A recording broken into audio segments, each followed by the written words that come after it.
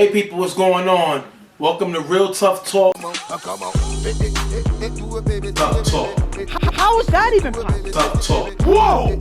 Stephen J. partner goes, Show some respect. You did not answer the question. he's a bad man. Bad man. He's a bad. He finally said it. The slipper's gone. The dress has holes in it. The cart turned into a pumpkin again. So what else you gonna do? I guess this team couldn't cover a twin mattress with a king size sheet. Lights out season. Lights out for you. Let's get as quick into the game as possible because I am not staying in this wig longer than I have to. I want to part. Play it out, bro. While you talking this game.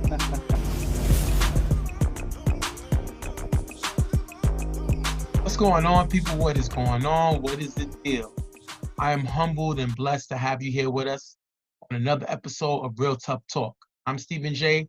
You see my partner Ghost, and we're here on Zoom going over the three games that we had this past Saturday as we had the week off. So now we're back and we're getting this started again in the second half of the season right now. I mean, this was Thanksgiving weekend, so we only had a few games this week. We given the opportunity for a lot of the teams to spend time with their family members this weekend. But some of the teams still wanted to play, and that's why we scheduled games for them to be able to play so that they don't have to play as many later on in the season. They just wanted to come out and play on the week that they're available, and we got some good games in this week. Yeah, we want to thank the guys for being willing to play on this Thanksgiving weekend.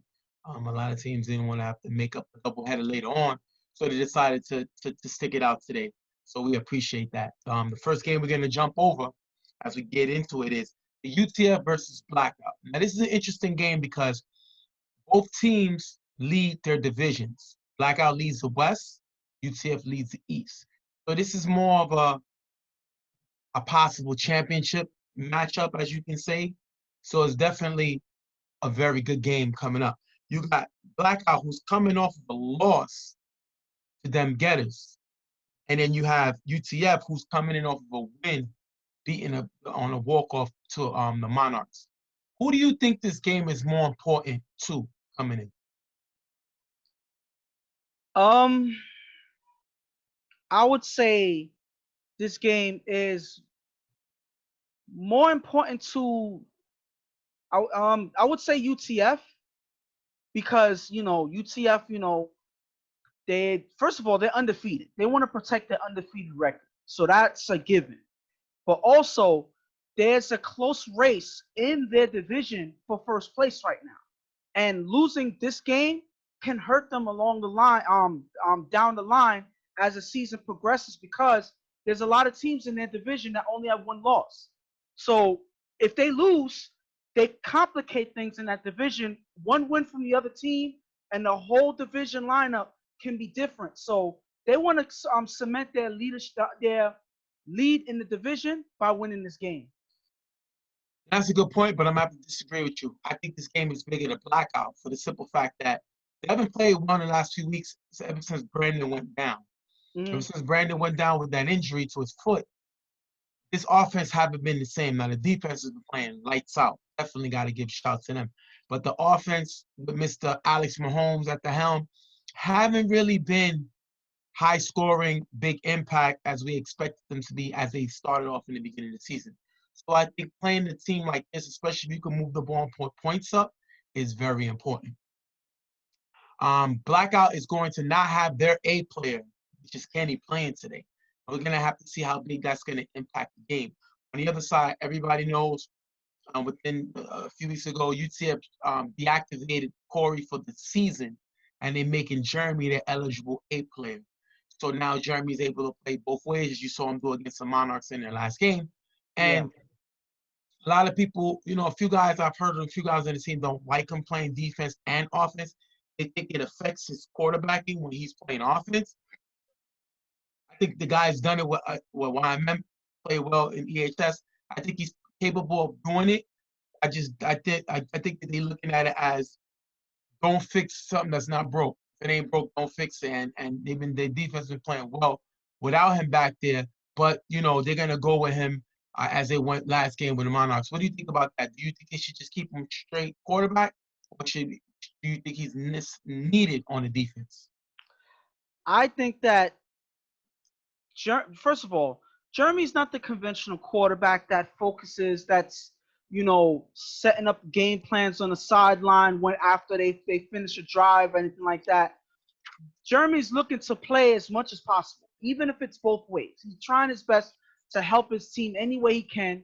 And I see him benefiting from that, affecting the defense as well as the offense. That's just the way he plays. He's always been a two-way player. So I think that this is going to be no different. Even though he's going to be he's playing quarterback now for this team, I don't see no different for him going both ways and doing what he can to help his team. All right, we're going to jump right into the game. UTF gets the ball first. After getting the first down, Jeremy throws to Randy open on the sideline for a nice game.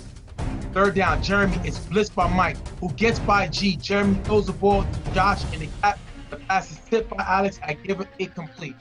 Mike has been one of the most consistent, dominating pass rushers in the game this season. Yeah. This is his rookie season in the UFL, and he has played dominant. Even though, he only has, I believe, 3-4 sacks, the pressure he's putting in his causing these quarterbacks to throw the ball a little earlier, you got to give him a shout there. Fourth down at the 20-yard line. Jeremy throws to Frankie in front of the end zone. Lucas gets a hand in it, incomplete, turnover on downs. His Blackout defense with the stop. And all it took was one down to change the drive, and that blitz by Mike kind of did that. It threw off their momentum, and now they have to worry about that pressure coming in. Yes, it's one play, but Mike is effective enough to set up affect the quarterback when they put the pressure on him on that blitz. This is what Mike has been doing all season, and this is no different here for this drive for that stop. Third down, Alex is blitzed by Jeremy and sacked by Jeremy as Jeremy gets by me. We've seen Jeremy do this against Never Scared. This kid can make plays all over the field, especially at the pass rush position. That is a huge sack that comes away with. Definitely got to get him in his props. Fourth down, Alex on for a rush, throws deep to Lucas, who beats Dirt on the sideline, caught and ran into the end zone for the touchdown. 6-0, Blackout scores. And it looks like Dirt gets beat right off the line here. It's a slightly delayed route by Lucas, and by the time he's able to react, it's too late. Lucas is too fast for you to play off of him. You have to be right there.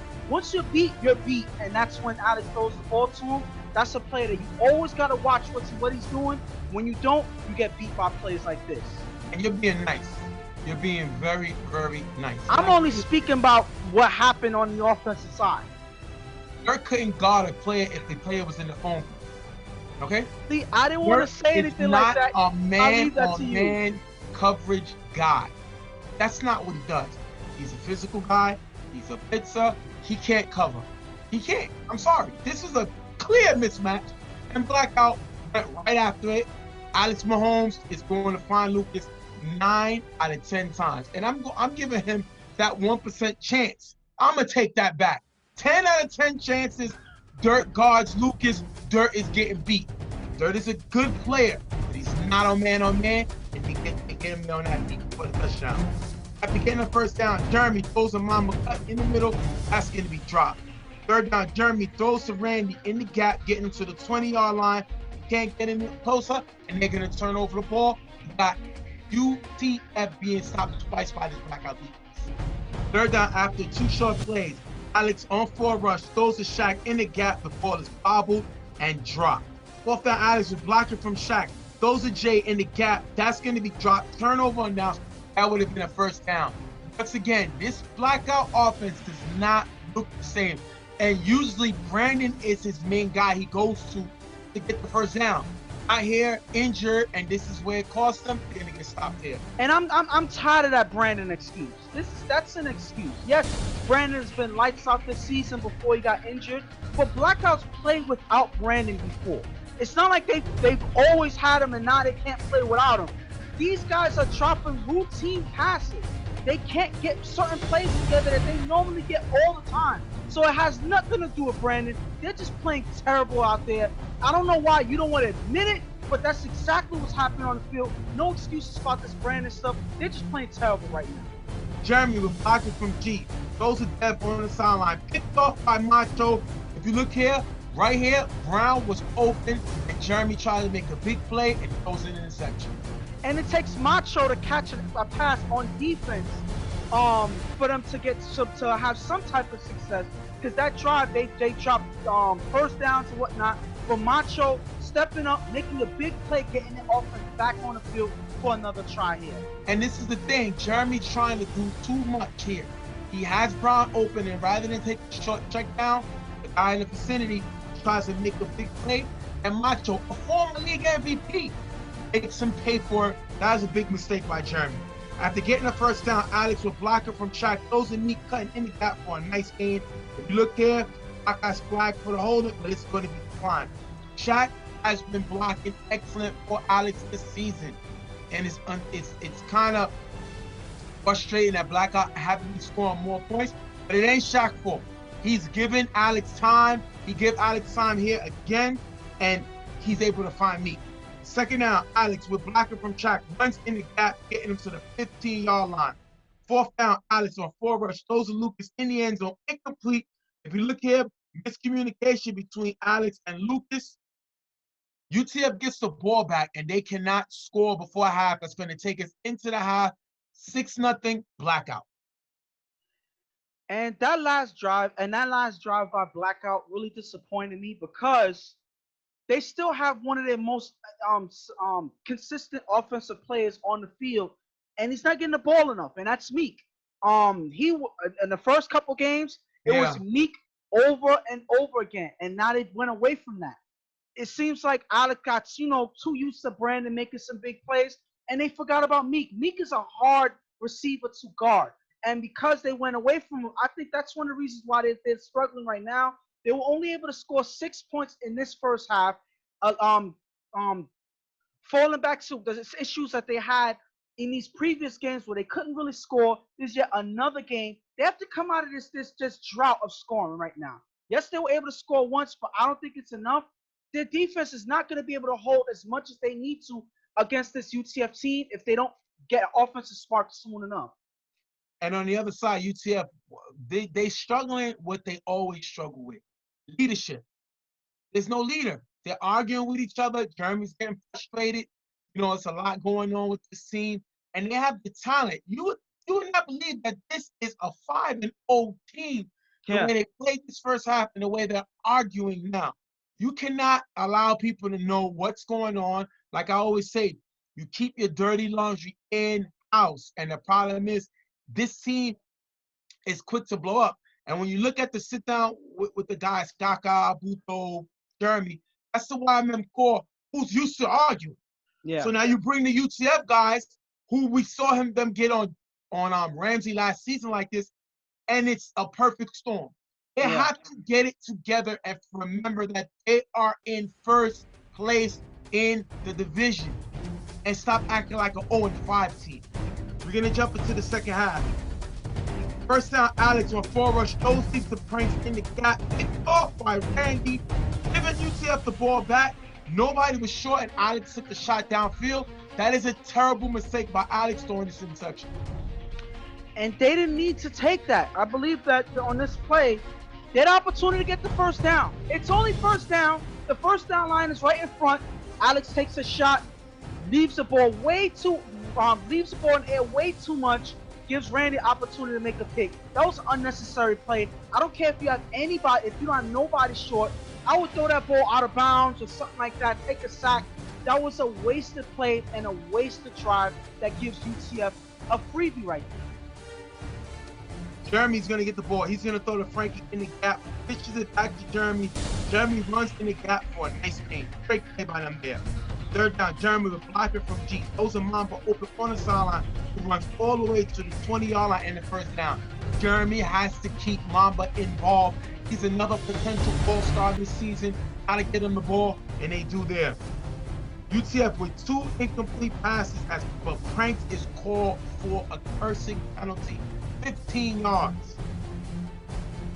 Fourth down, Jeremy throws to Randy, cutting to the back of the end zone. That's going to be dropped. Turnover on downs.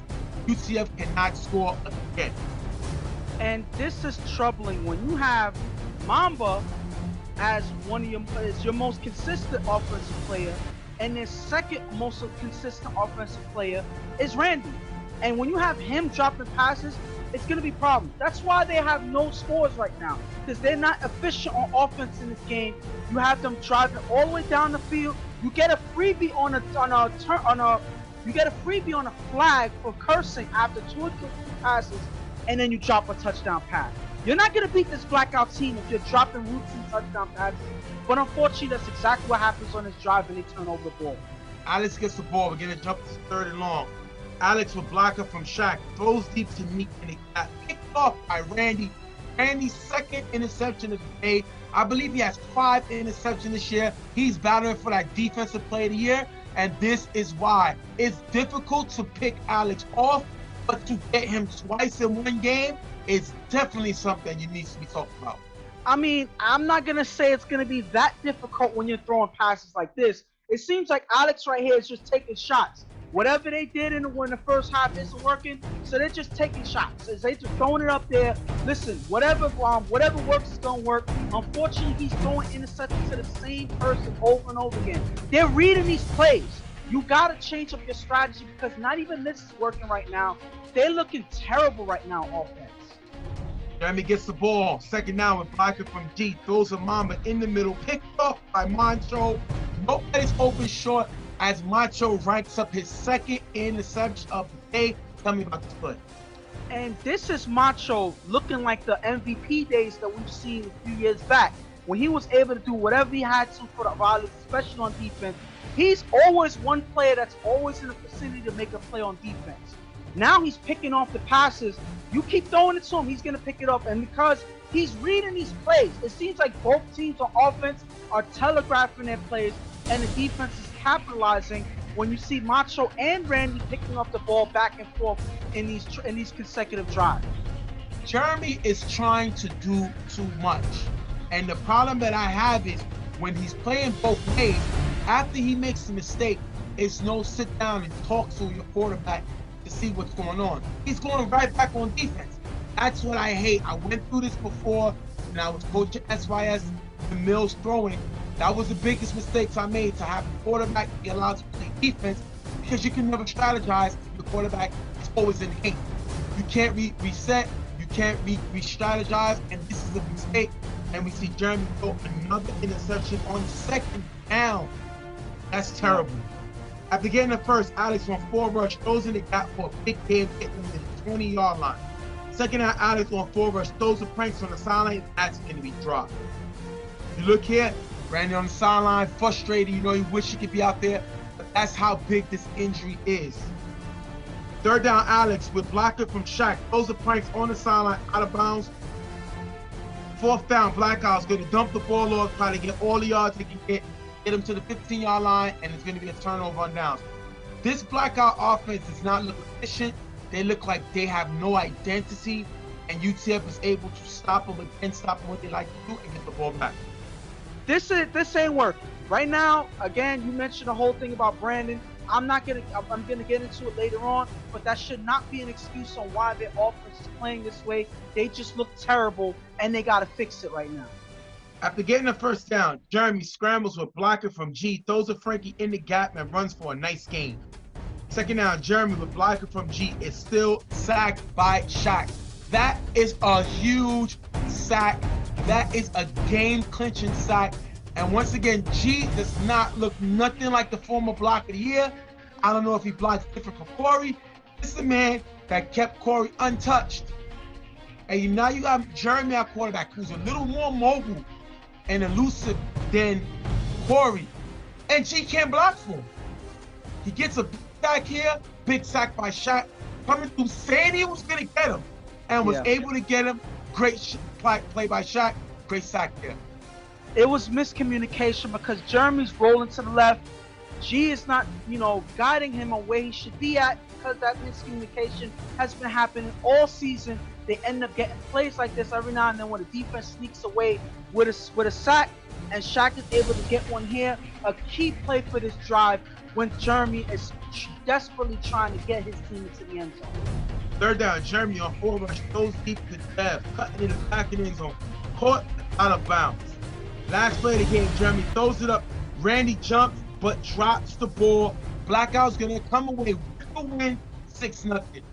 Randy has to catch this ball. He had it in his hands. Jeremy put it right there for him, and he drops the ball. He has 2 interceptions, but routine touchdown passes he cannot catch. Now this one, I'm not gonna say it's a routine touchdown pass because this was a toss-up for the game, but it's in his hands. He has to come away with the ball, and he does it here. Right now, I would say both teams look terrible on offense, but this looks worse on UTF's side because they were one of the best offensive teams this season, and they were shut out by Blackout this game.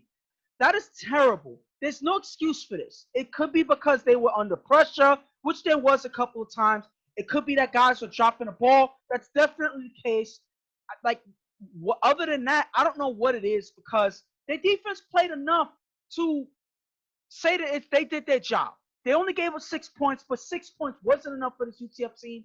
And the undefeated season ends with this game. They could have came away with a win, but they pretty much gave it away with their terrible offense. Well, we're gonna go to an interview with Alex and a few guys from Blackout, and we're gonna be right back. What's going on? Stephen J here with Blackout. They just beat UTF. They beat them 6-0. Alex, first of all, let's talk about the offense. Offense been kind of inefficient the last few weeks. You only put up 6 points today. Is that a concern for you? Nah, I don't think so. I think we taking it game by game. As long as we come out with a W, I'm happy with it. 6, 12, 21, doesn't really matter. As long as we get the win, we'll get better. What's going on with the situation with Brandon? We see he's hurt. He said he's out another few weeks. Is because he's out kind of dropped your offense? Right now, coming into the game, you was 11th in offense. Nah, my son, he'll be back, though, for the playoff right on time. I'll be back. He's a big piece of what we're trying to do, but we got to get healthy. Once we get healthy, it's going to get better. Mike, let me ask you a question. Y'all came in this game number 2 defense in the league. Y'all lead the league in sacks. What is it about that defense that y'all able to bring so much pressure? It's camaraderie. Everybody play together. Everybody play together. Good leaders on the defense. Everybody plays together. Same. Excellent job today by the captain today. Everybody just play together. Every game is like that. So once you got that, you're good to go. Macho, we seen you get 2 interceptions today. Big pressure. Mike didn't have no sacks, but the pressure that these guys are bringing or forcing some interceptions. What is the strategy going in? Forcing them to be the quarterback. Forcing them to be the quarterback, forcing them to make throws. We knew that Mike was going to get there. Even if he didn't get the sack, he was going to disrupt the play, and it was just forcing Jeremy to throw the ball quick. Tell me about the 2 interceptions. Man, I had some big drops early in the season. Before the game, I was playing defense with Mike, just making sure I catch them, and so next man up, and I just try to focus and make sure I make the plays this day. Tell me about Shaq real quick. Big catch for the big game and a huge sack. What is it like to know that you got your role plays making big plays? When somebody comes up to you and say, I got you, we're going to get this, you got to have all faith in him. If he have faith in himself, that's anybody on this team. We undermanned, we got full squad. Once they say we here to play 100%, man, that guy, you got a big sack on 3rd down, that big 30-yard catch from the hiker. Like, dude, he brings his heart, and I love that. All right, we're going to talk. We're going to see these guys. They #1 seed, they first place in the Western Division, which is a tough division. We're going to show these guys love. Big win over UTF, 6-0. We see on the side. First of all, shout out to Alex and those guys for the interview. Really appreciate it. First, I'm going to talk about Blackout. Blackout goes to 4-1. And first of all, you'll take the win. Yeah. In a tough division. Well, But- that was their words. They'll take Yeah. the win. Yeah. And they're in a tough division, but they got lucky and they got problems in paradise. Now this defense has been playing great. Yeah. And coming into this game, their defense, the Blackout defense, has been holding them down. The efficiency should be a little better. The efficiency is they're 9th in the efficiency. Teams are scoring 45% of the time when they get on the field. So that's under 50%. You'll take that. You're not gonna go crazy about it. They're second in defense. They're second in defense coming into this game. And I gotta check the numbers because I really think that they're third. They're third in defense, if I'm right. Excuse me, I'll rephrase that. They're third in defense. But their offense have not been anything to talk about. The offense is 11th coming into this game. And the problem, if you want to think about it, is this team started out hot. First game, they scored 18. Second game, they scored 18. And in their last 3 games, they scored 18 and 19 in the first 2 games. The last game that they scored, the last 3 games, they scored 12, 7, and 6. Yeah. This offense is going backwards. This offense efficiency is 40%. They're scoring the ball 40% of the time, which is bad. Points-wise, they're in 14th. They're in 11th. This offense got to get better. And I know I call Alex Patrick Mahomes because he can throw any angle in football. But the problem is he's not putting up the points with Patrick Mahomes. He has to step up, and he's here to prove these guys that he can be a top quarterback. But we haven't seen it. We've seen him throw 2 bad interceptions this game. And when the offense is not helping you out, when your receivers ain't helping you out, you got to find a way to score. He had a nice dump off the Shaq, but Shaq got a few yards. But previously, Shaq dropped the ball. We've seen Pranks drop the ball. So Alex, as the leader of this offense, needs to get it together. And Tone, as a coach of the team, needs to get this offense together. And the defense been playing great. Kenny wasn't here. He's been playing great for this defense. Him, especially Mike. You know, we see Mike play great. It's a good defense. But the offense has to help them more. Nobody cares what Blackout did in BQFL. Nobody cares. Everybody looks at Blackout as a backyard team. They don't travel. Well, they've been traveling here. They're in first place here, but they got to get better because the games that, like I said, their last few games, they won this game 6-0, but they lost to DG 12-7.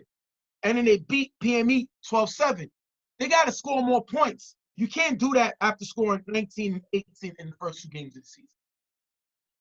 I mean, the thing about them is, you know, you mentioned earlier about, you know, that they missing Brandon and, you know, their offenses hasn't been looking as good without him or whatever. But the person that has to step up, I mentioned Meek. Yes, they have to give him the ball more. But another person that they kind of miss on offense that needs to step up now, his number needs to be called, is Kenny. He's there for a reason. You know, he wasn't there in this game, but he hasn't really had a spectacular season on offense for this team. He has to step up and show why he's on this team, why he's here, why they drafted him. Yes, he's a veteran. Yes, he's gonna help with the play call and anything like that. But he has to show why he's one of the guys that needs to be respected on this team. He has to be the guy that takes the attention on offense. As soon as he's lining up on the receiving core, he has to be looked at by the whole defense. Like, this man is gonna kill us. He has to show the defenses that that's exactly what he's capable of. He hasn't shown it this season, and I think that Blackout will be a better team if he shows that a little bit more. And on the other side, UTF. Now, not going to kill them because this was their first loss. Yeah. Not going to go crazy, you know, because they're first place in the division, first loss of the season. But, you know, even though they got the best record right now, they're 5-1. They've been dodging bullets with wins. They dodged one against the Monarchs. They dodged one against Never Scared. Yeah.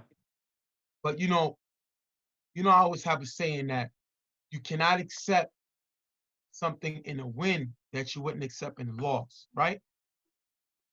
Yeah. Jeremy threw 2 interceptions this game. You know he leads the league in picks? That's 9 interceptions. A 5-0 team has a starting quarterback who leads the league in intercepted passes. It's not a good look. Now, they got to get better and stop turning the ball over. They got a pretty good defense. When I'm looking at the defense efficiency, they're only giving up points 39% of the time. 39% of the time teams are scoring them. That's great. That's 5th. But they got to get better. Jeremy's giving the team too much chances at the ball. And that's because he's pressured. He's trying to make plays all the time on his own. You've seen him get a big sack this week by Shot on a huge play. He leads the league in interceptions. You got to get that together. It's too many turnovers, and nobody's talking about that. You're not going to always get a walk-off, which we've seen him, I believe, twice this season. Yeah. Somebody has to talk about the turnovers. Somebody has to talk about the drops. Somebody needs to step up as a leader and say, guys, we know what we're going to do. I'm tired of hearing Jeremy tell guys to shut up, leave me alone, all this, all that. Because at the end of the day, when it comes down to the playoffs, you was going home. I don't care if it was 6-0, you were still going home. They got to find a way to fix that. Too many turnovers.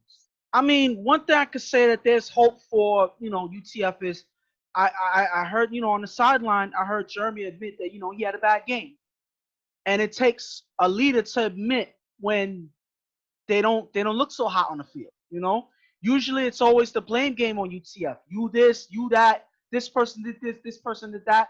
And I heard Jeremy just admit, yo, I had a bad game, And that just shows that, they have the opportunity to improve. Understand that Jeremy is still one of the most sacked quarterbacks this season.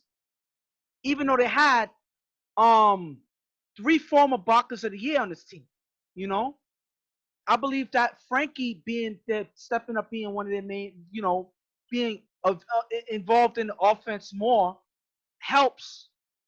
But at the same time, there's a lot of improvements that need to be made leading into the playoffs because you don't want to be one and done on a game like this. Well, and UTF is completely capable of being a one and done team if they play this way. Yeah. So I don't trust him. I agree with you. Jeremy, not to cut you off, he's not the most sacked because he has 2 other quarterbacks that has been sacked more. But because he's avoiding the sack, the pressure, he's throwing interceptions. So you're right. So my thing is, right. I mean, let me rephrase. I don't mean to say he's one of the most sacked quarterbacks. The most pressured. But he's one of the most pressured quarterbacks. Yes, I agree. That's more fair to say. Because he's always, and I said it from the beginning of the season, he's always running for his life. Sometimes he gets some big plays off of it, but that's not always going to happen, as you saw in this game. It didn't happen as often as it needed to, and because of that, he wasn't able to score. He wasn't able to get that big walk-off play or anything like that because he was not able to get those big runs. They had a chance if Randy catches that football. Yes. Randy catches that football, they're going for the extra point. They could get another walk-off. So, like you said in the beginning of their critique, I'm not going to kill him either. I'm not going to say, oh, well, they have some problems, everything is bad, or anything like that. No. But these are things that they got to look at and say, you know what? We got to fix this. All right, we're going to wrap it. Yeah, they just got to communicate a little bit better. We're going to wrap this game up. Blackout coming away with the narrow win over UTF, 6-0. We'll be right back. He's got 2 now. 1, 2, 3, 4. Take it. I told you. I'm going to get him.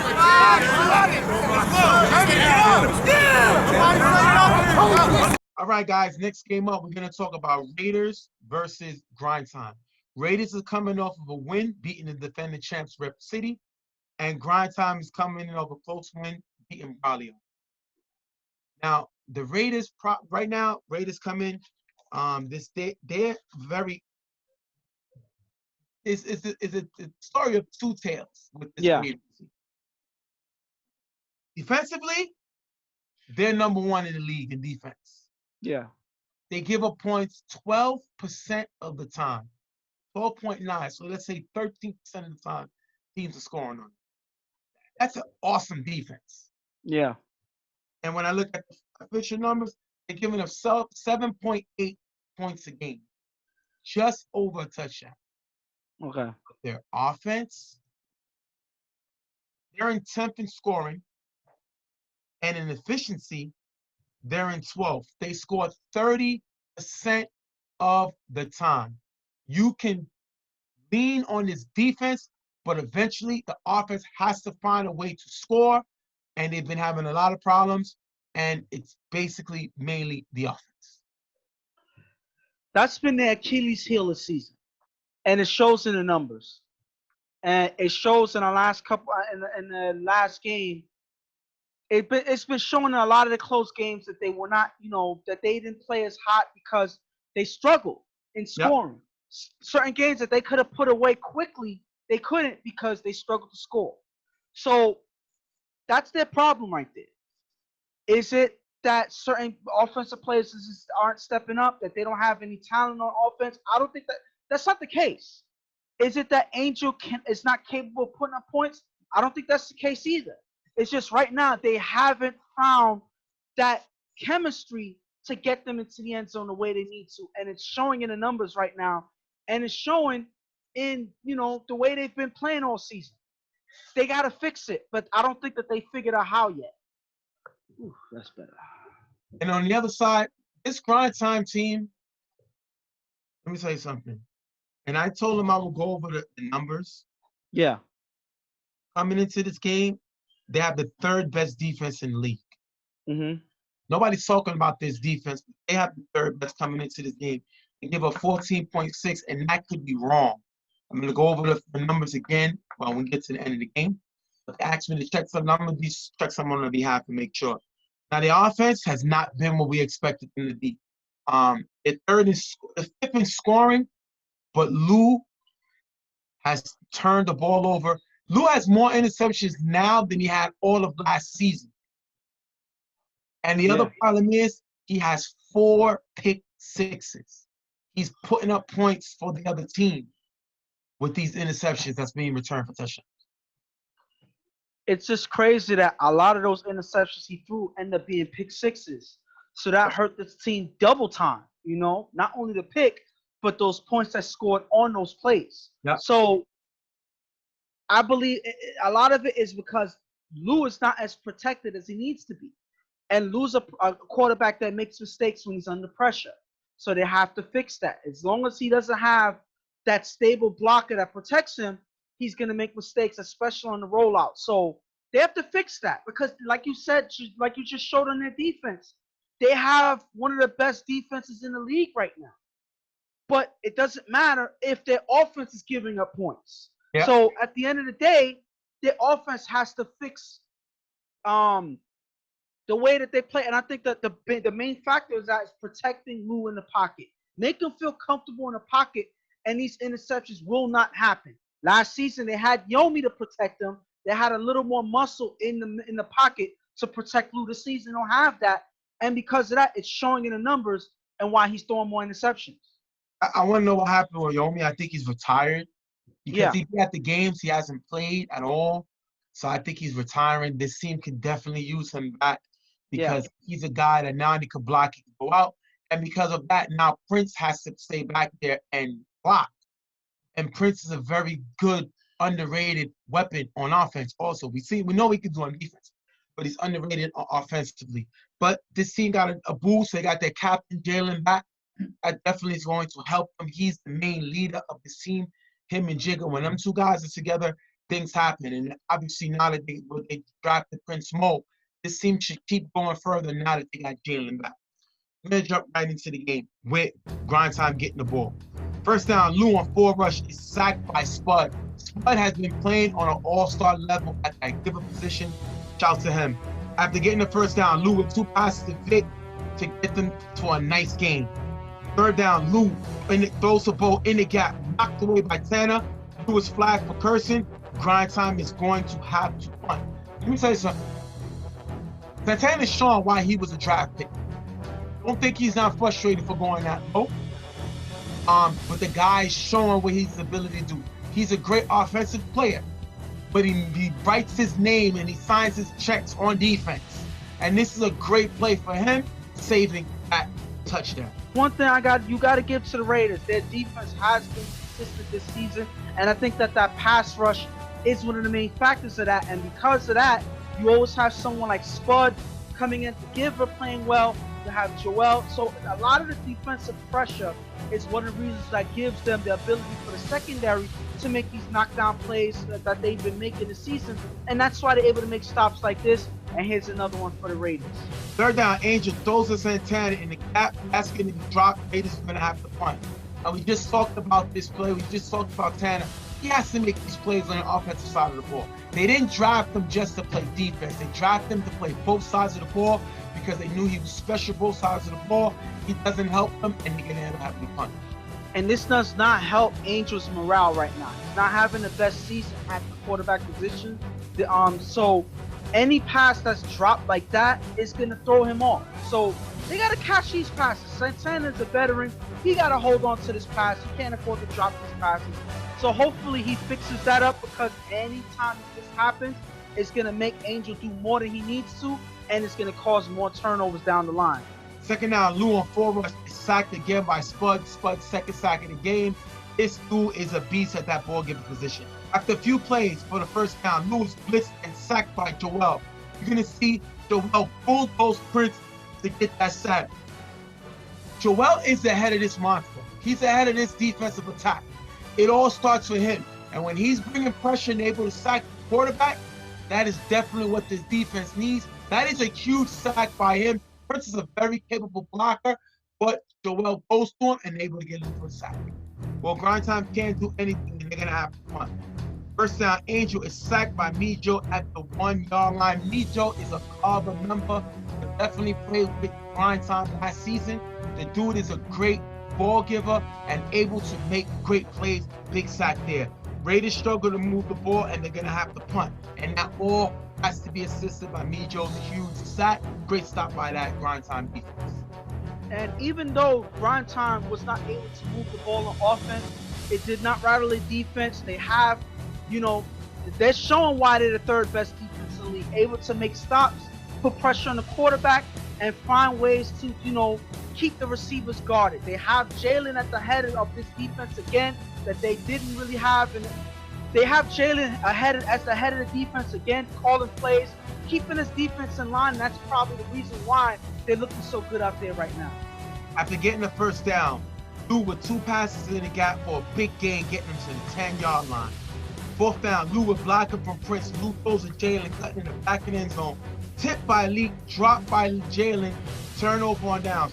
This is another great player, Leak, that we've seen leave the don't sleep camp and come over to this Raiders team, and is definitely playing lights out, causing them to have to turn over the ball. I love the way he makes this guy plays, and he's going to help this defense. And the crazy thing is, Malik looks like he's been playing with this team all along. He fits right into their defensive scheme, makes some big defensive plays, especially plays like here. He's a person that's talented enough to fit into a defense like this, and that's exactly why they're playing so well, especially when they make acquisitions like this. He fits right in with them right now. Raiders can't score before half. We're going to go into the half 0-0. Can I say that it's great defense that's happening on both sides of the field, or can I say that both the offenses are playing terrible? Because I'm going to say the latter more than the former, especially when I got to mention the Raiders. They have been looking horrible on offense, and it's because, again, I mentioned early in this game, in the beginning, they have no chemistry together. They don't have, the drive to get into the end zone. They dropping passes they shouldn't be dropping. Angels under pressure constantly, and is doing too much, not making accurate throws. So they have to have one spark of offense, one drive to put everything together, and I believe that they have opportunity because their defense is doing their job. They're holding Grindtime to 0 points, which is a little better than what they usually do. They just got to keep that going and find a way to get back in the end zone if they want to win this game, because they have a shot with the way their defense is playing.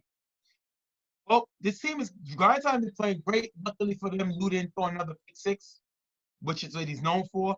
I've never seen a guy completely change, go from a league MVP to the team's Achilles heel. I've never seen that. Lou does not look the way he looked last season. I don't know if he don't have the same passion. I don't know if I don't know what's going on, but he does not look the same. This was your league MVP last season. Now, this defense has been playing great. And at least, like I said, Lou didn't throw any interceptions. But he has to turn it up the second half because this team is destined to get back to the championship. And without him, they go nowhere. It doesn't go. This truck does not move without Lou behind the wheel.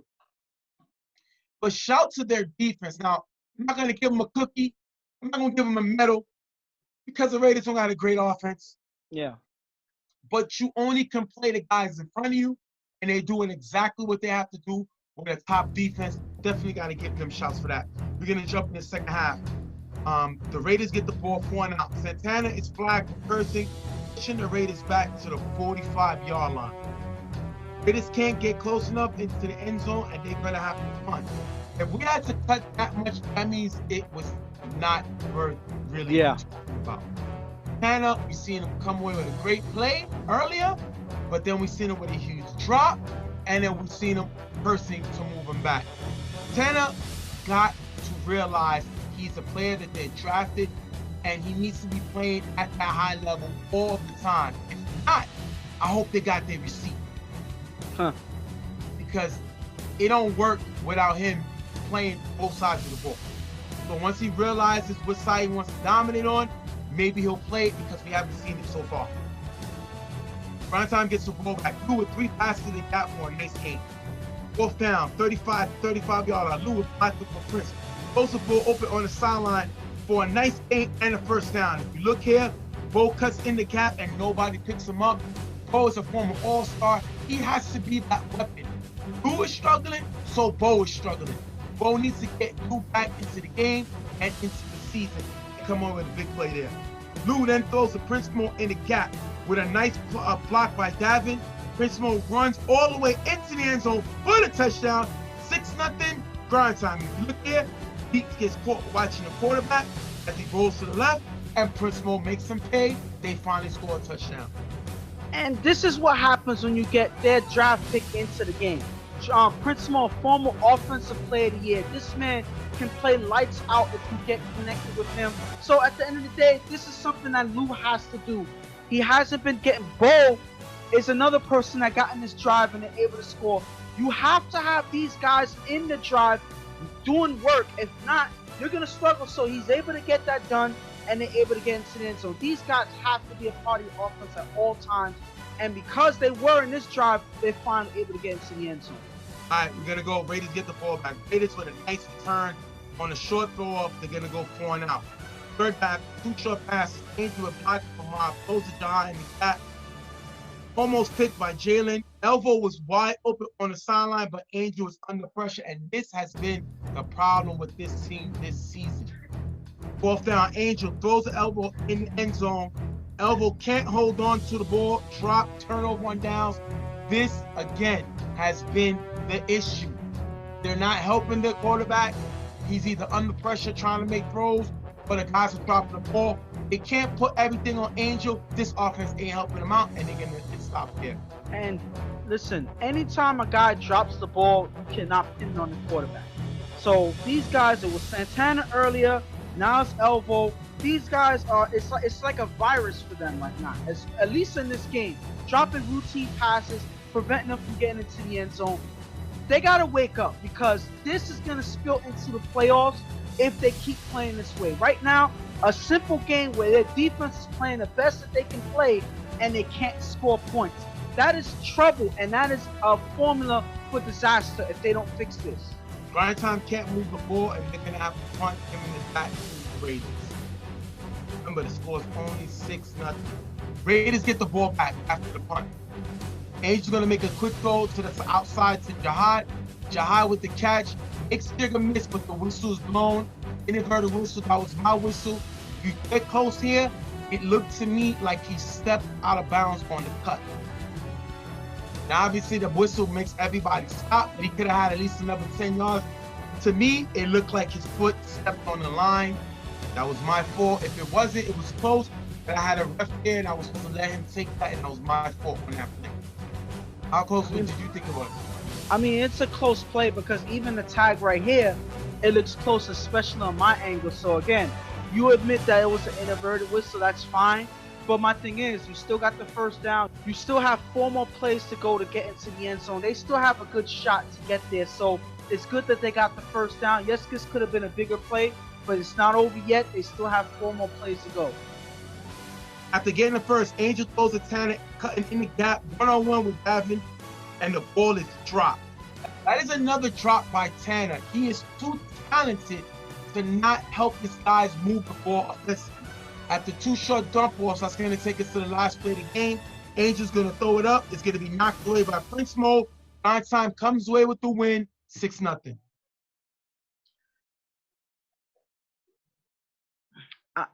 They, the Raiders, I'm going to say this. They were a little, they were looking at that play, the play that there was an inverted whistle saying that kind of hurt them or whatnot. It kind of prevented them from moving the ball. But my thing is, none of that should matter if you're dropping passes. They drop passes early in the game. They drop passes in this drive. Yes, that pass there with Davin on Santana is a tough play, but Santana's an A player for a reason. He is a drafted player for a reason.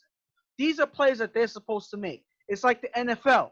You're expected to make plays that most players are not going to make. It is what it is. It may sound unfair, but that's why they get paid that contract. That's why they get paid all of that money, because they're expected to do more than the average player. Santana's in that boat.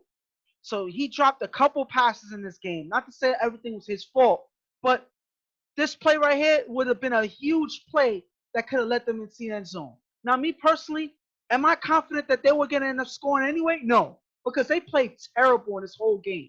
So I think that they would have got stopped anyway, the way that they've been playing. So they just looked atrocious on offense. Let me not steal your word too much, but that's the exact word that I'm going to use for them, because their their defense played exactly what's expected of them, but their offense is what gave away the game. They could not score all, and that's why they ended up losing. I thought he stepped out of bounds. Mm-hmm. And then you said the tag looked close. I'll take that. I got to get better. I know what I saw, but I'm not regretting what I saw, what I called. But if there's official there who's closer, I got to let him make the call. So I'll take that. Do I think that cost him? No. But I'm going to point out the mistake that was made. Do I still think it was a mistake? No. I know what it looked like to me, but there was an official there. I got to let him make that play. Now, that being said, they still had the ball 6 times and could not score. Yeah. So if you decided to be magical in the last drive, it's hard for us to believe. On the other side, this team has lost 2 games this season. The first loss that they lost 8-7 to UTF, who did not score offensive touchdown. They scored on a kickoff. And then they lose this game to Grindtime by a touchdown. They have to get this offense together. That is the issue. It's not the whistle, which was my fault. It's not the defense, which is the best in the league. It's the offense. The offense ain't doing their job. When I looked at the numbers coming into this game, the Raiders' efficiency is 30%, 12th in the league. They scored 30% of the time, but their defense is giving up 12%, 13% points. So their offense is what's holding them back. They have to find a way to score. And the thing is, they can. It's not like they don't know how to. They've done it before. If you look at their game versus 99 Problems, they won 26-25. So they can win games. When they score more than a touchdown, they win. The 2 games that they scored less than a touchdown, they lost. Yeah. Angel's not going to put up 3 touchdowns a game. 2 touchdowns, and this team usually wins. But if it's 1, they usually lose. And they're 0-2 in games that they did not score a touchdown or more. They got to get that together. On the other side, Grindtime does come away with the win, but this team was 1 for 5. Their defense has been carrying them all season, and the league MVP, reigning MVP, is struggling. He has to get it together. He's still a top capable quarterback. He's still capable of making plays, but they got to get it together. Before we add, we're going to go to an interview with Jalen and the rest of this Grindtime team. We're going to be right back. What's going on? Stephen J here with Grindtime, coming with a close win off of the Raiders. Jalen, y'all defense has been underrated. Y'all the number 3 defense in the league, and I got to check the numbers because it may be better than that. What has it been with the defense this year? Honestly, it's communication. We added Prince. He's a big part of this defense right now. We got Shy. We got Marquise. We added as well. Jalen's back, so it makes it even more better. We got a bigger voice on the defense now, and we just gelling. We gelling. Pete is getting there. Me, Joe's helping get the sack, so we doing good. Vic, you was hot today. You caught a lot of passes. What is it like to know Lou's going to come to you regardless of where you at on the field? The fact that he trusts me. I mean, this is my second season playing with Lou. He knows he got to for sure dump off in the end zone. If he tells me to stand in the corner, I'm going to stand in the corner. He might no-look me even if I'm not open. And he gets the ball to me. Jalen, we haven't seen y'all play the offense that we used to. Offense kind of been slow. Lou has more interceptions now than he had all of last season. Does that worry y'all a little bit about the offense? I mean, we worried, of course, because we know what we're capable of. So, but when we really think about it, just struggle. We think about we had the long layoff. He threw in the summer, but this is the first league back. He threw in Brooklyn. You know what I mean? This is a longer field. This is already a tough league to score in. So, he just got to get adjusted back. I mean, today he took care of the ball. We ain't really throwing any interceptions. I think last game he didn't throw an interception either. So, we worry, but we got faith in Lou. We're not really, we ain't really sweating over it too much. Right now, you're 4-1. You went to back-to-back UFL championships, but nobody's really talking about you. We hear about Blackout, UTF, Monarchs. Nobody really talks about you. I went to 2 chips in a row. Don't y'all take that as a little disrespectful? Nah, we're not really worried about it. I mean, we've seen all these teams before. We know what we're capable of. With the pieces we added, you know what I mean? Shaw's not even here. Davin's here. Keese is here. Prince is here. So we're not really worried. We know what we're capable of. We know what we brought in. And once we get our offense rolling, our defense is best in the league. I mean, Lou's having a tough season throwing picks, but if you take away actual touchdowns scored on our defense, we probably giving up maybe one a game, less than one a game. So we know with that, we're gonna get to the playoffs. We'll do well in the playoffs, so we're gonna be fine. Last question. People call y'all the Buffalo Bills of UFL. I mean, I would rather get there and lose than not get there. But teams are calling y'all. They say y'all can't put games away. We're seeing y'all up in that game versus IOD. Y'all kind of gave it away second half. We're seeing y'all not really get the momentum last season. What do you got to say about that? Is that something in the back of your mind? I mean, we always worried about it. We don't play to just get get to the chip and then lose. So we want to win chips. And if anybody's worried about us, we're more worried about ourselves. You know what I mean? We know against IOD we were young, got ahead of ourselves, let that veteran team come back. Last year, there was a lot going on with the lights, and then we struggled, but we also struggled. So, again, we know what we're capable of. We know we could get back to the playoffs. I know that every team in this league respects us when that time comes around. So we're going to see when the rubber meets the road, we're going to be all right. I want to thank these guys for being here with us. Big win. They are tied for first place with Blackout in the West. We're going to see you on the site. Let's go. Shout out to them. Appreciate the time. And it is what it is. We said this defense is going to back them up, but the offense has to find a way to put up points. You got the same quarterback you have for the last 2 seasons. This guy won MVP of the league last year. He got 17 touchdown passes. Then he threw, I believe, 3 interceptions. Now he has 5, way more than we had last year. Listen, the main thing is they have to protect him. If he's going to be running for his life, worrying about the pressure, he's going to make plays that's going to hurt the team. He's going to make the interceptions, the pick sixes, everything like that. That's going to happen as long as he's not protected. What's been the main difference between this season and last season? He had more protection last season. This season, he doesn't have that. It's not as consistent. I'm not taking nothing away from Prince, but Prince was not their blocker last season. So it has to be that. It has to be the change in that on the offense is why Lou is not performing at the same level as he did last year. If they're able to fix that, I think that they're going to be able to improve. They have Davin, who's been playing lights out the season for their offense. You have talent on this team. It's just they're not protecting Lou.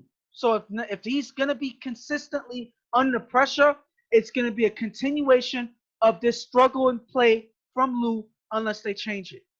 Yeah, they got Davin. They got Prince Mo. Of course, Prince Mo. They got Bull. They got Ant. They got weapons. Now, E-Rock went down with an ankle injury in this game. But they missed him, especially blocking. But he's another capable guy in the backfield. They got weapons. You're absolutely right. They just got to be more consistent, and they need the quarterback to get back in that focus to put teams away because he's capable. I don't think he got amnesia all in one season, from one season to the next. He just has to play better, and this team will be all right. Now, we're not going to force him with this because the Raiders got one of the best defenses in the league. So, at the end of the day, they won, and they remain tied with Blackout for first place. Gonna wrap this one up. Grindtime coming in with the win, 6-0 over the Raiders. We'll be right back.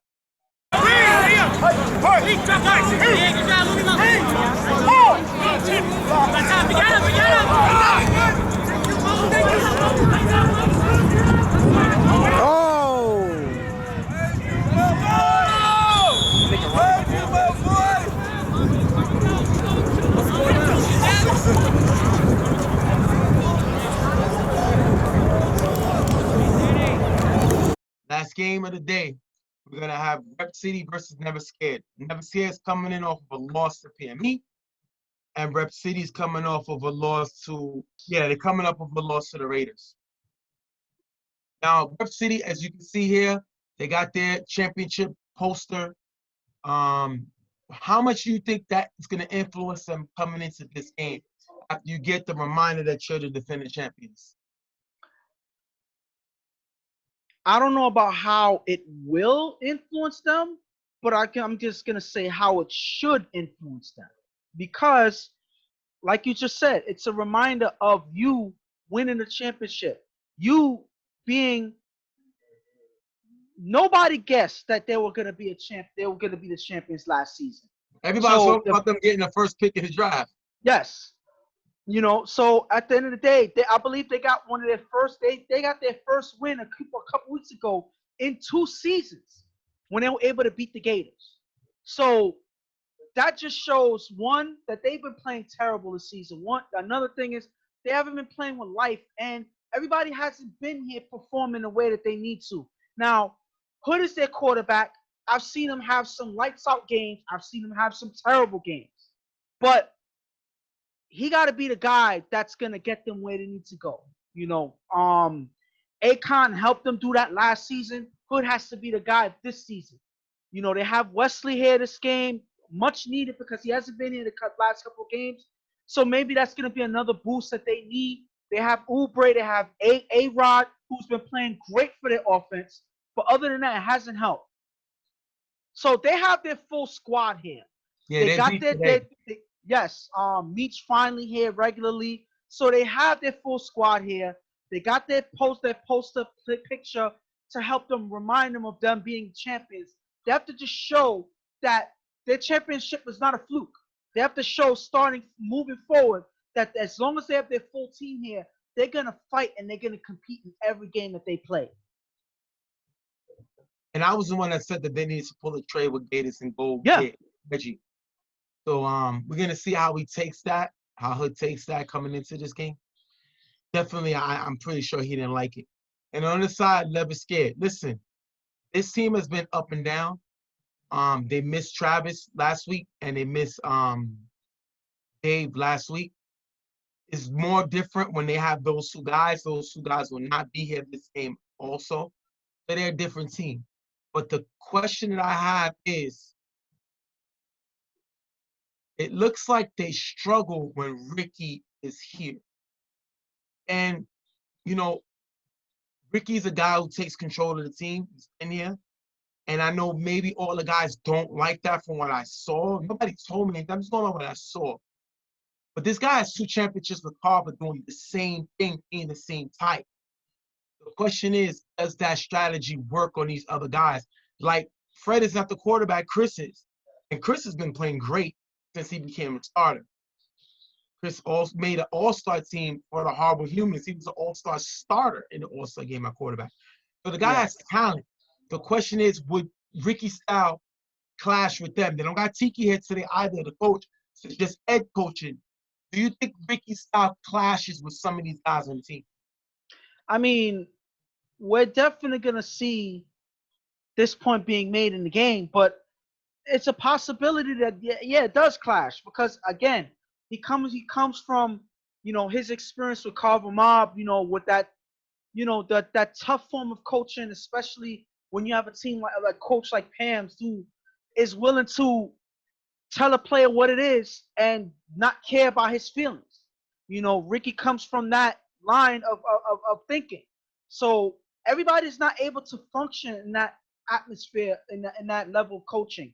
Everybody's not able to take it in a positive way. So is it possible that guys may not play as well with that type of coaching, it's possible.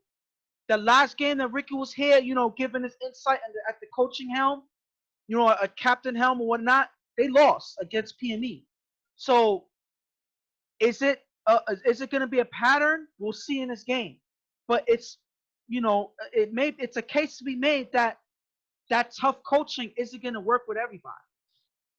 All right, we're gonna jump right into the game. Rep City getting the ball, going 4 now. Hood with 2 passes in the gap for a decent gain. 3rd down, Hood finds D-Boy in the back of the end zone for the touchdown. If you look here, both Sean and Ra got caught watching the quarterback. Bro gets the extra point, 7-0. The champs score first. And you look at this play, D-Boy is on the sideline, creeping behind Sean, I believe, at the corner. Ra and Sean in that area is both watching Hood, not communicating with each other about where D-Boy's at. None of them see them until it's too late. Hood sees them and finds them in the back of the end zone. And this is just lack of communication right here on defense. If they were able to talk to each other as the receivers running this route, they point them out. One of the defenders were able to step up to make that play. They don't, and because of that, D-Boy is left open for the touchdown. Chris with 2 passes in the gap for a decent game. 3rd down, Chris with Blackout from Rick. Throws to Tim, cutting in the front of the end zone for the touchdown. Chris gets the extra point, tying it at 7. If you look here, it's a tag before the throw. Leads to the play. And this play right here, and I'm going to have to slow it down to a fraction of the play. It looks like Chris just gets the ball off under that pressure in order to get that pass off. Now, the thing about it is, Tim is guarded, but Chris is able to get the ball right at the angle where only Tim can get it.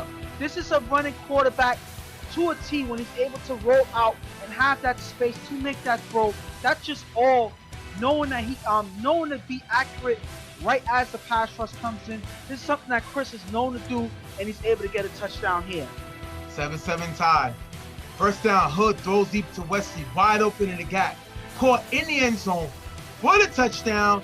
Oubre gets the extra point, 14-7. If you look here, Chris and Rara as safeties don't react, and they leave Wesley wide open, and Hood finds him. Great play by Hood. His 2nd touchdown pass of the game.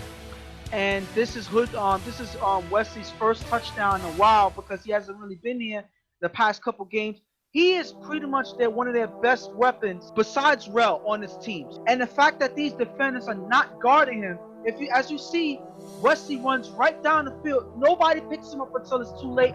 And Hood is definitely going to make that throw. An accurate one at that, finding Wesley in the end zone for the score. After getting the 1st down, Chris on 4 rushes, sacked by JJ. Big sack there. 2nd down, Chris on 4 rush, throws the face in the middle for a nice gain. 4th down, Chris on 4 rush, throws it immediately in the front end zone. The contact from A-Rod, the ball is dropped, turnover on downs, giving it back to Rep City. Mimi has to make this catch. They brung him to make this catch. He wanted to be here to make this catch, and he doesn't make the catch. And I'm going to give A-Rod some credit on this one because if the contact's not there, I believe that Mimi does catch this pass. So A-Rod mainly being an offensive player for this team, showing that he can play defense as well, putting the contact on Mimi, forcing him to drop that pass, wait for the defender to be there to make a difference on that play there. Hood gets the ball back. On 3rd down, Hood is fixed and sacked by Pratt. If you look here, Pratt gets by 2 blockers, forcing Rep City to have fun. That is basically what Pratt does. I get on him sometimes for catching the ball. Sometimes I get him a certain coverage. The guy can blitz the quarterback. And you better bring somebody to block him. Because if not, it's going to cause a sack. Exactly what he does. Pretty play by him there. And the blitz is tailor-made for players like him. A physical player able to get through blocks and able to put pressure on the quarterback. When you have him in the element of blitzing the quarterback, he is at his best. And they're able to use him here to put some pressure on the quarterback. He gets a big sack there, and that forces them to punt the ball.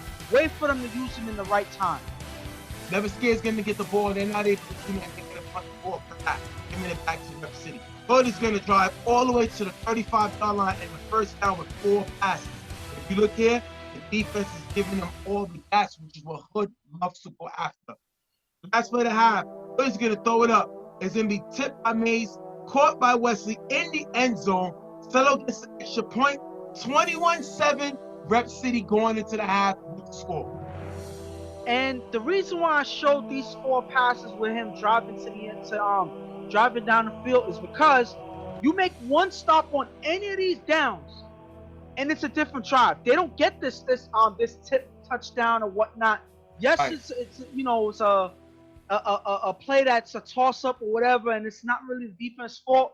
But these 4 plays here these are the defense's fault because they were able to allow them to get into position to make a play like that. So the defense has to step up. They got caught sleeping the last 2 drives, and this is yet another touchdown they give in the half because they were able to give Hood the gaps, having an opportunity to get a shot in the half, and they give away a touchdown here.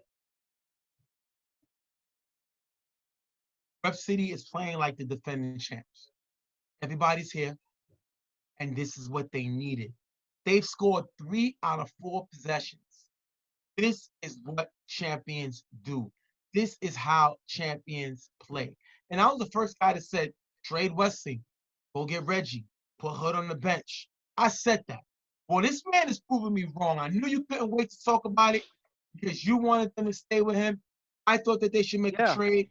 And right now, bro, you could talk about. I'm trying to look for my words so I can eat it.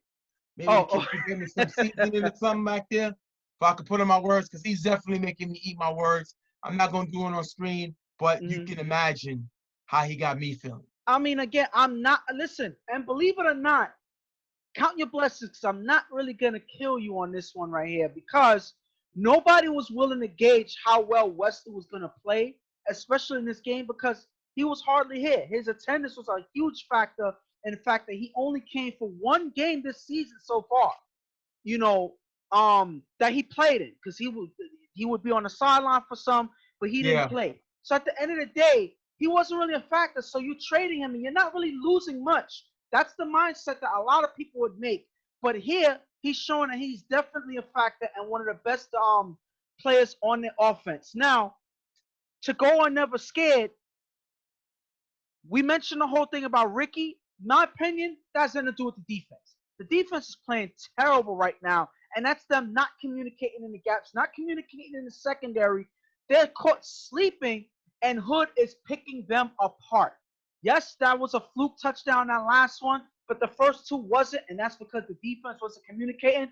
Whatever's going on with the offense, let them figure it out, but the defense has to pick up and communicate if they want to stop this offense from scoring again. You know what's the funny thing is? You're talking about this defense.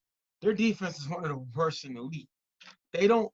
You're saying that they. So they have no hope. You're saying that they need to make stops, right? Yeah. Oh, when I'm looking at the numbers,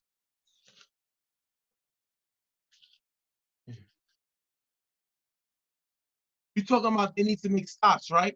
Yeah. Well, when you have a defense that's 13th, that gives up 21 points a game, they pretty much gave up their average right now. They're not a very good defense. I'm a hopeful guy. That's the problem. Listen, I'm a hopeful guy, so you're always going to hope for the best. Hope that, even though the stats say what it is, that doesn't mean you can't play above those stats. They have to if they want to win. Efficiency on defense. Teams score 55% of the time when they get on the field versus this team. And they have the second worst defense in the league as far as points. What else do you want? They give up 21.6 a game coming into this game. They have a bad defense, and right now in the first half, they're doing what they usually do. Don't be shocked. They're a bad defense. I mean, I have nothing to say about that, Well, now that Ghost is lost for words, we're going to jump into the second half. Remember, it's 21-7 Rep City. After getting the first down, Chris throws a deep pass to Chris in the gap. Tess gets there late, caught in the end zone by Chris for the touchdown. 21-13, they're getting back in the game. Chris has been playing like an all-star, and he definitely has to be up there for Offensive Player of the Year. The guy has been playing lights-out football. He's one of the best players on this team.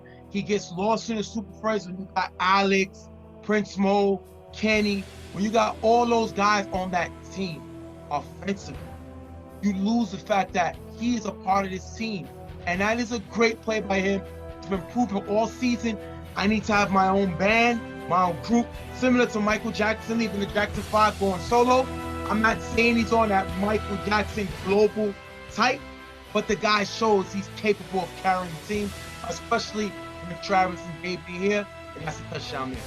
Listen, I'm not even going to make it as complex as you're saying and bringing up Super Friends and all of that. Listen, he has been the best offensive player on this team. He's pretty much been the best player on this team all season.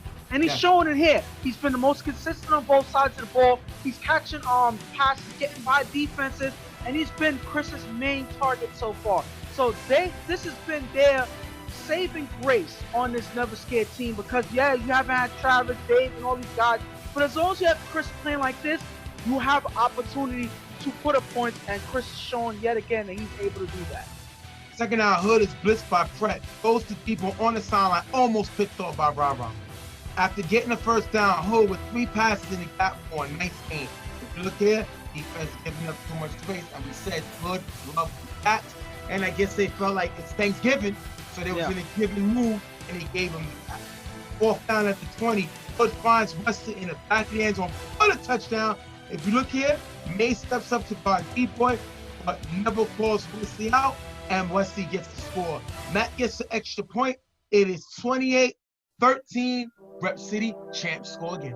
And I don't remember if I heard right, but I don't know if I'm not trying to make this up, but I think that this game was a shout out to you, Stephen J. I think this was a shout out to you. I think that this is Wesley showing that there is no trade happening. There was no thought about a trade.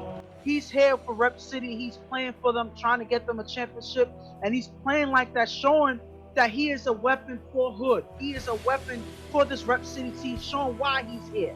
He ain't gonna be here to get traded. He's not gonna be no fodder to be sent to another team. He's here to be a weapon for this team, and now it's his 3rd touchdown of the day, showing that he's gonna be dominant out there. Still think he should be traded. All right, we're gonna jump back. It's 28. Yeah. It's 28-13. After getting the first down, Chris is pissed by Misha and throws a tip in the gap, low, incomplete. 3rd down, Chris throws the 9s in the gap and runs to the 10-yard line. 4th down, Chris finds Face in front of the end zone for the touchdown. Chris gets the extra point. It's 28-21. They're creeping back in the game. I'm sorry, Chris got the 2-point conversion. Chris has been a savior. I'm talking about quarterback Chris. We already know the receiver Chris has been a saving grace guy. We know that, definitely an all-star. But this quarterback, to go into the starting lineup and do what he's been doing this season, is an excellent. He's keeping them in the game. If he could just get a defense that can stop a nosebleed, he'll be okay. But unfortunately, he has to just do his side, his job, and they score again. Great play by them there. And he's gonna keep. He has to. Unfortunately, he has a tall hill to climb right now because this Rep City team cannot be stopped right now. They are on fire, and this Never Scared defense is pathetic right now. So Chris has an uphill battle trying to catch up to this team, but as long as Rep City is able to keep scoring, I don't know how much of a chance Chris has to make a comeback, but he's trying his best out there. I got to give a shout out to him for that. After getting the first, Hood is blitzed and sacked by Mays for the sack. And if you look here, Mays gets through B-Dot. And he runs through B-Dot like a turnstile. He got that chopper, and you hear the chop, chop, chop. The timber, that's what he did. And like Drago says, he does. Because this man went through B-Dot. Remember in the movie Ghost? When he went through the door, and it's like the door was the day he went right through, and he got scared, and then he went through. That's how Mays went through B-Dot. It was like that wasn't even there. Wow. Everybody saw it. He went down, and are you serious? Great play there by Mays getting that big sack. And plays like that are much needed for this Never Scared defense because other than that, they were terrible. They were pathetic. So when you have a player like that, a linebacker that's able to bulldoze through the blocks and get a big sack, that should fire your whole defense up to make plays much needed because Mays has been one of their most consistent guys on the defensive end, fighting through and putting pressure on the quarterback. You need to see more of that if they're going to help the secondary make some plays out there. But way to get through the defense, way to get through the block and make a big sack there by me. Third down at the 35-yard line. Hood with Blackout from Peacock. Throws to Debo, cutting in the front of the end zone. Debo with a nice catch in the front of the end zone for the touchdown. Matt gets the extra point. 35-21. If you look here, Debo cuts in front of the sideline to get open, and that was a great pitch and catch. Great play by them, and they score again. But you got to go through this. You got to say this, though. The one thing you did not mention is the good blocking by B-Dot. This was excellent blocking because the play came apart where, you know, 4 rush happens and the rush is coming in. B-Dot gives Hood that extra time that he needs to get Debo open to make an excellent throw here. But that all starts with the blocking. Yes, B-Dot got knocked down by Mays in that last play, but he makes up for it here, giving Hood some protection, and Hood with that excellent throw. Debo getting open at the last second with that catch there. This was an excellent play that started with the blocks. You got to give B-Dot some credit here. Never Scared gets the ball back. Remember, it's 35-21. Chris throws and Mimi open on the sideline for a decent game. Second down, Chris with blocking from Ricky is still sacked by JJ. If you look here, Chris rolls right in the front of JJ to get sacked. And that's miscommunication. That's when the guys don't know how they play with each other. And this causes a big sack here. This was a close play. The thing about it, this was a close play. You know, some believe that that JJ probably could have missed them or whatever like that. But if you look at this whole play, this should have never happened anyway.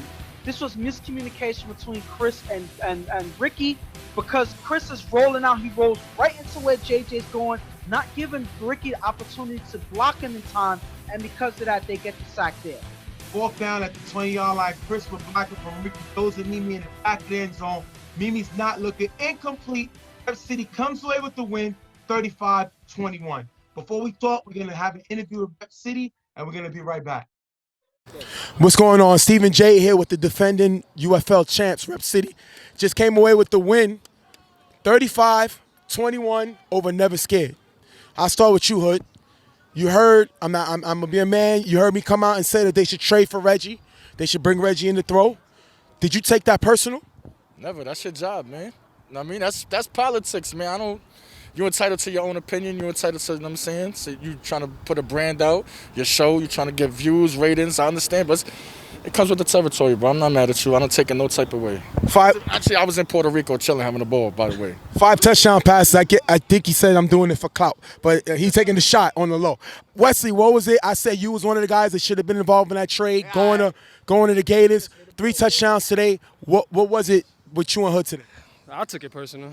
You're going to offer the trade for me, we would be more value than a backup quarterback.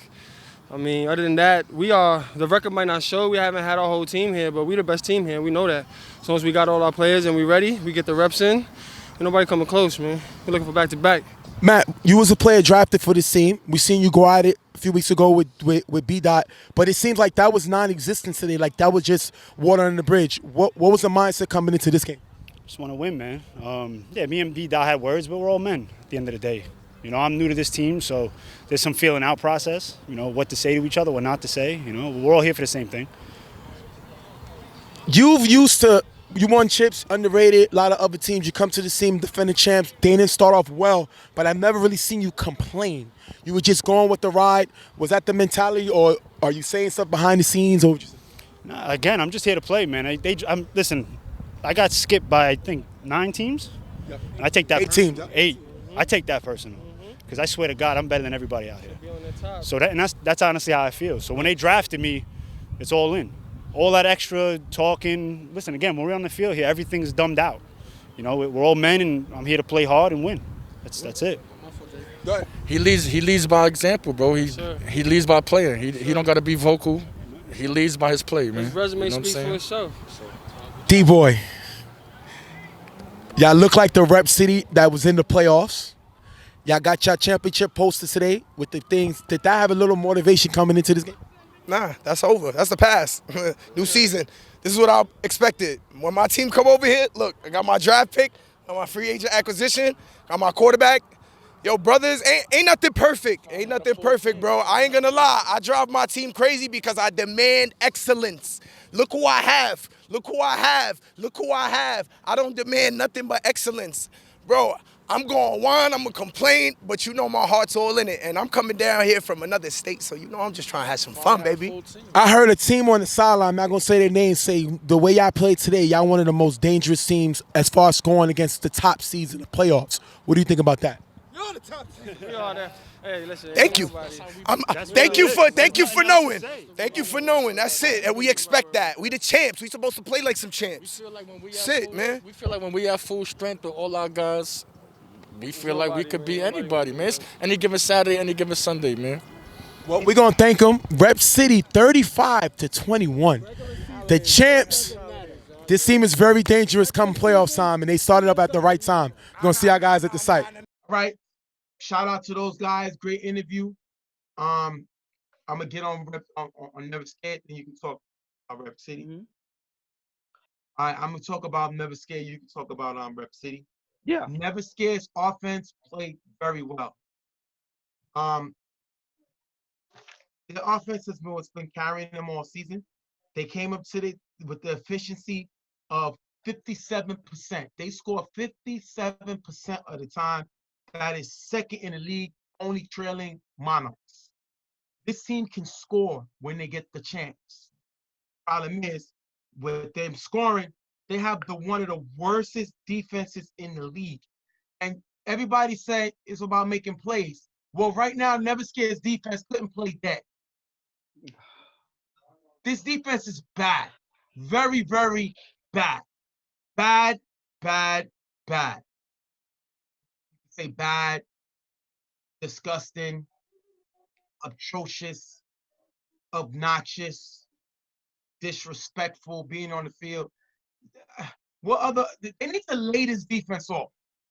You know, they can lay this defense off and allow it to collect unemployment and go get the soccer guys that come play. Because I've seen better goldies in 128 before the games play. This defense is bad, and this defense is going to cost them a championship. Because when you got guys like, when you got Sharks who can score, yeah, Blackout, as soon as they remember what the end zone looks like, they can score. yeah. PG, the guy who leads the all-time touchdown passes in Tuff, who can score. He's You gonna got find a way. offenses Yep. that can score. You're not going to shoot out with everybody. You have to make plays. And I know they have Travis. He hasn't been here. But this defense has been bad even when he was on it. So they got to figure something out because they look bad. On the other side, their offense efficiency, like I said, is 57%. That's number 2 in the league. Their offensive scoring right now, this season, 23 points a game. They're in second in scoring. So they can score points. And the guy who sums it all up, and I'm going to tell you about who became the starting quarterback of this team in Chris. You know what Chris has done since he became the starter? Chris has thrown 12 touchdowns to only 3 interceptions. He's been sacked 4 times. 12 touchdowns in the games he's played in. That's tops in the league. I think he only threw 3 now. He replaces Fred, who had threw 6. Fred threw 6. But got hurt since Chris came in. I think Chris has thrown 3 games already. He has 12 touchdowns. You can't put this on him. His defense has to play better if they want an opportunity to win the championship. Now, one thing I disagree with you on is in the beginning when you said that Never Scared's defense can't play dead. It's impossible to play dead when you are dead. That's exactly what they were, you know. Now, based what on I mean that, they can't play dead is, you know, when you got to play dead, you just lay down like this. Yeah. That's it. Don't move, right? They'll find a way to mess that up. You know what I mean? So that's what I'm talking about. But my thing is, even can't do that's not, anything. I would rather them fail that because at least they'll show some life. They don't have any life. So again, you can't even make that analogy because they really are dead. They're not playing. They are dead.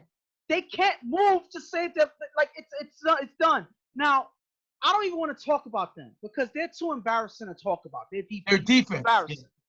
So, and I'm gonna tell you why they're so embarrassing by talking about how good this Rep City team played this game. This Rep City team played and they scored 5 touchdowns. I do not remember the last time Rep City scored 5 touchdowns since they've been in this league. I don't remember the last time they scored 5 touchdowns. You know? So at the end of the day, that just shows how terrible this Never Scares defense was. But you got to give this Rep City team some props because they were lights out and they played like champions. Yes, they played against a terrible defense, but they still did what they were supposed to do. Hood had one of his best games that he's had in years. Wesley's showing that he is going to be their best offensive weapon as long as he's here. And everybody else played suit. Everybody else did their job. This is how they need. We didn't go ahead. I'm sorry. We didn't even see Matt Kill yet. Yes. The draft pick. Go Yes. ahead. I'm sorry. He's playing really conserved right now. Like he's not even playing at his best. You know, we haven't seen Meach at his best because, you know, former defensive player of the year and all of that. You have former defending championship MVP, hasn't played his best this season either. So these guys have the ability to play better than they played, and they looked as good. If they're able to play at the heights of their caliber, any team that plays them have to watch out for this team, especially now that they have a quarterback like Hood that can get these guys the ball wherever they need to. So shout outs to them. This is the game that they needed to play to uplift their spirits as they go into later on in the season. And Hood definitely played with a chip on his shoulder. Yes. Definitely did. I know he don't really worry about what's being said. No. But you got to feel disrespected when I said that they should trade for Reggie. I said it. I ain't hiding. I ain't ducking. I'm going by what they showed me.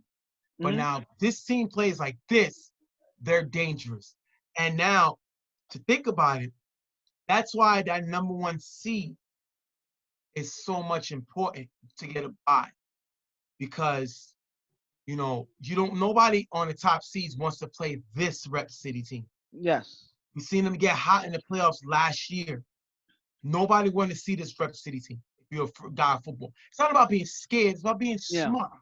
If I have an opportunity to duck Tyson's right hand, I'm going to stay away from him. I'm not trying to fool around by taking a punch in the jaw. No, I'm not doing that. I'm going to try to avoid it. Rep City is a Mike Tyson punch, and it gives him a puncher's chance. It may miss, but if it connects, you know what I'm saying? And we saw it connect versus UTF last year. Yeah. Versus 99 last year. And versus Grindtime last year, which is why they're the champs. And I just want to say one quick fun fact for everybody that doesn't remember. The last playoff game, and I'm going about the playoff games that they played with Hood. The last playoff game I remember Hood playing for this Rep City team, they lost a close Final Four game against ILD, who ended up going into winning their first championship that year. So I remember that they played in the Final Four. It was a shootout back and forth, a real battle of a game. And they just came up short in the last couple of drives. So Hood played great that game too. So Hood is capable of playing at a high caliber when he's hot. When they are vibing together, when their offense is playing and firing at all cylinders, it's hard to slow them down. So whenever they play like this, a lot of teams got to watch out because they're capable of doing that at any given moment. All right, we're going to wrap this up, wrap up the show. Rep City coming over with the win 35-21. Over Never Scared. And listen, we're in the second half of the season. So, you know, we're going to start going over all-stars, going to start going over award contenders. And, you know, maybe we'll give you a special show where we think of each team. We're going to see if we have time to throw a video like that up. And just to see what we think of personally each team. We'll figure how we're going to do that. But at the end of the day, now it's time to strap your helmets in, your imaginary helmets. Put your imaginary gloves on. Because now we're on the home stretch. Now it's about seeding. Now it's about playoffs. So every game is serious if you want seeding. So we're going to have to see where we at down the rest of the season. All right. We're going to wrap this one up. On behalf of Real Tough Talk, I'm Stephen J., my partner Ghost, and we're going to see y'all next time on an episode of Real Tough Talk. We out of here.